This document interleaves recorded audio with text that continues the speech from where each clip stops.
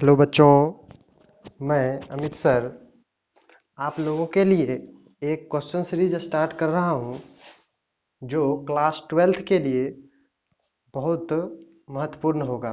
Class 12th में हम physics के जितने भी महत्वपूर्ण लघुत्तरीय प्रश्न हैं उसका मैं सीरीज शुरू करने वाला हूं, शुरू करने जा रहा हूं।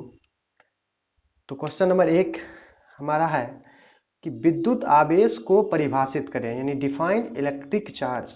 मैं पहले से ही लिख दिया हूं ताकि हमारा वीडियो ज़्यादा लंबा ना हो सके और आप याद कर पाओ। विद्युत आवेश को परिभाषित करें। विद्युत आवेश की परिभाषा हमें लिखनी है। तो विद्युत आवेश क्या होता है? तो वह भौतिक राशि जिसके कारण किसी पदार्थ में विद्युत और इससे संबंधित प्रभाव उत्पन्न होता है उसे हम आवेश कहते हैं। यानी विद्युत आवेश वह भौतिक राशि हुआ जिसके कारण किसी पदार्थ में विद्युत या विद्युत से संबंधित प्रभाव उत्पन्न होता है। कहने का मतलब यह हो गया कि यह किसी पदार्थ का एक गुण हुआ जिसे जब किसी विद्युतीय क्षेत्र या चुंबकीय क्षेत्र में रखते हैं तो यह या विद्युत क्षेत्र उत्पन्न करता है या उसके प्रभाव को दिखाता है। आवेश को बच्चों गणितीय रूप से भी परिभाषित किया जा सकता है। और गणितीय रूप से परिभाषित करेंगे कैसे? तो उसमें हम लिखेंगे कि विद्युत धारा यानी I और समय के गुणनफल को आवेश कहा जाता है। इसे Q से दिखाते हैं, इसे Q के द्वारा निरूपित किया जाता है, यानी हम विद्युत आवेश को या स्मॉल q से निरूपित करते हैं। तो क्या हो गया? विद्युत आवेश विद्युत धारा और समय के गुणनफल को हम कहते हैं। तो विद्युत आवेश बराबर हम यहाँ से लिख सकते हैं Q बराबर I इंटू टी। Q बराबर IT।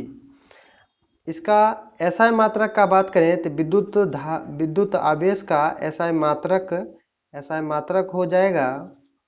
अब यहाँ से देखिए, विद्युत धारा का SI मात्रक एम्पियर होता है और समय का SI मात्रक सेकेंड होता है। एम्पियर सेकेंड हम इसका SI मात्रक कह सकते हैं या इसे ही हम कूलम कहते हैं। अगर विद्युत आवेश की बीमा का बात किया जाए तो बीमा हो जाएगा विद्युत धारा का बीमा A और समय का बीमा T, यानी इसका बीमा हो जाएगा AT। अब क्वेश्चन नंबर 2।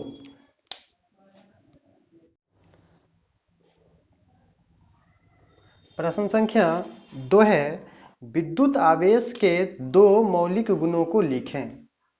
उत्तर, विद्युत आवेश के दो मौलिक गुण निम्न है। पहला गुण है विद्युत आवेश की योज्यता, यानी एडिटिविटी ऑफ इलेक्ट्रिक चार्ज। ये गुण में क्या कहता है कि किसी विशाल वस्तु पर, किसी वस्तु पर कुल आवेश का जो मान है वह वस्तु के विभिन्न भागों में उपस्थित आवेशों के बीजगणितीय योगफल के बराबर होता है।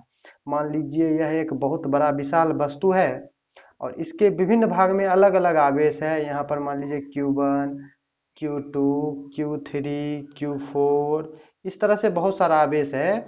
तो इस पे अगर हमें कुल आवेश ज्ञात करनी है, कुल आवेश यानी नेट चार्ज अगर हमें देखना है या टोटल चार्ज देखना है, तो हम इसका मान क्या हो जाएगा? तो इसके विभिन्न भाग में जो आवेश हैं उसके बीजगणितीय योगफल हम कर देंगे, यानी नेट चार्ज हो जाएगा Q1 plus Q2 plus Q3 plus Q4। इसमें एक बात ध्यान रखना है कि आवेश को जोड़ते समय उसके चिन्ह को कंसीडर करना है। यानी कहने का मतलब, मान लीजिए कि अगर ये माइनस होता तो यहाँ पर इसका साइन भी हम माइनस लेते, -Q3 को जोड़ते। ये पहला गुण था। दूसरा गुण है विद्युत आवेश का क्वांटमीकरण। ये क्या कहता है कि किसी वस्तु पर आवेश की जो मात्रा होगी, उसका जो मान होगा, आवेश की मात्रा का जो मान होगा वह हमेशा मूल आवेश के पूर्ण गुणज होता है। यानी कहीं किसी वस्तु पर अगर आवेश का मान हम ढूंढने जाएंगे, क्यू ढूंढने जाएंगे, तो वह हमेशा E के ही पूर्ण गुणज होगा, यानी प्लस माइनस NE के बराबर होगा। जहां n का मान क्या हो सकता है? 1, 2, 3, 4, यानी पूर्णांक हो सकता है। ये कभी n का मान जो होगा वह 1.5, 2.5 या 3.2 ऐसा नहीं होगा। और ई का मान हम लोग जानते हैं, चाहे इलेक्ट्रॉन पे जो चार्ज होता है उसका परिमाण 1.6 × 10⁻⁻19 कूलम होता है। अब प्रश्न संख्या 3 हम लोग देखेंगे।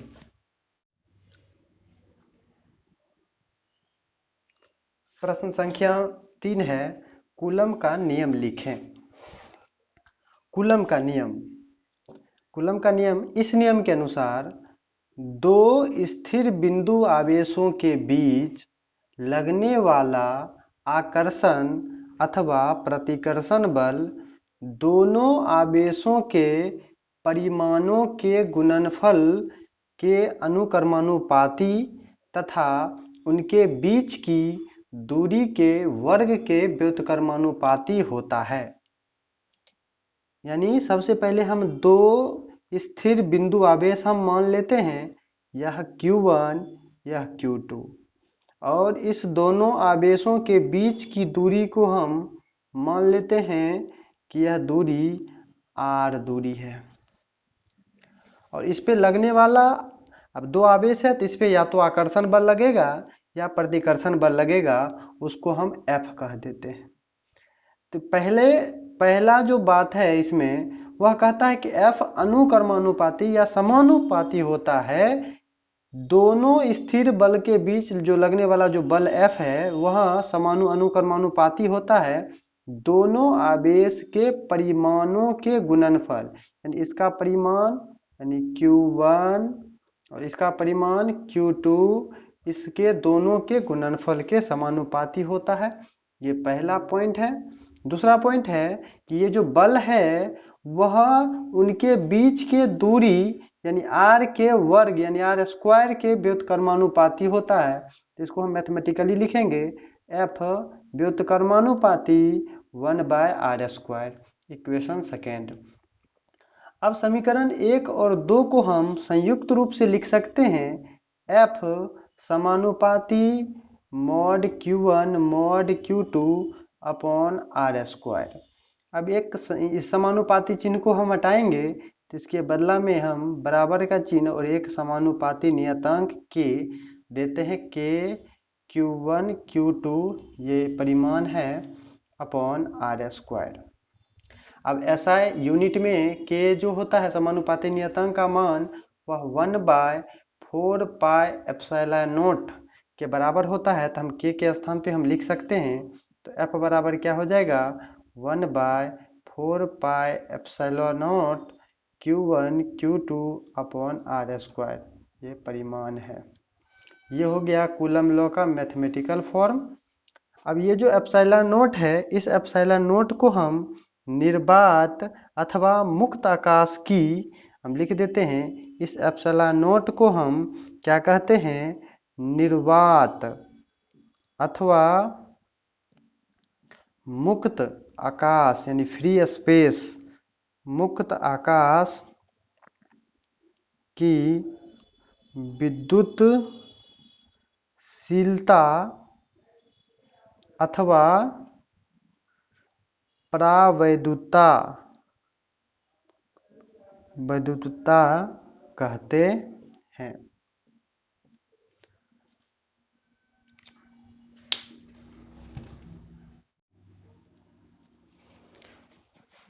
प्रश्न संख्या 4 है, मुक्त आकाश की विद्युतशीलता का मात्रक एवं विमीय सूत्र लिखें। मुक्त आकाश की विद्युतशीलता का मात्रक, मुक्त आकाश की विद्युतशीलता ये ε0 होता है। अब कूलम के नियम से जो है हम ज्ञात किए थे कि कूलम का नियम में आया था कि F बराबर 1/4πε0 Q1 Q2 अपॉन R²। तो यहाँ से हम ε0 क्या लिख सकते हैं, ε0 ये इधर चल जाएगा, F यहाँ आ जाएगा, तो 1/4π F Q1 Q2 upon R²। अब देखिए यहाँ Q आवेश कूलम, यहाँ ये भी आवेश कूलम यानी कूलम स्क्वायर अपॉन F, यहाँ 1/4π का कोई मात्रक नहीं, F का मात्रक न्यूटन और ये R है दूरी, तो इसका हो जाएगा मीटर स्क्वायर। तो इसका मात्रक यानी ε0 का यानी मुक्त आकाश की विद्युतशीलता का मात्रक हो गया कूलम स्क्वायर स्क्वायर बट्टा न्यूटन मीटर स्क्वायर। संकेत में हम क्या लिखेंगे?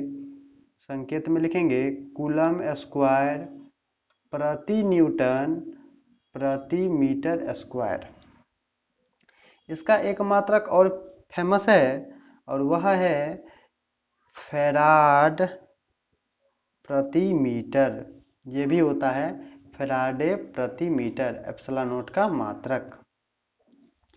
अब मुक्त आकाश की विद्युतशीलता का बीमीय सूत्र निकालनी है। तो मुक्त आकाश की विद्युतशीलता का बीमीय सूत्र हम यहीं से निकाल सकते हैं।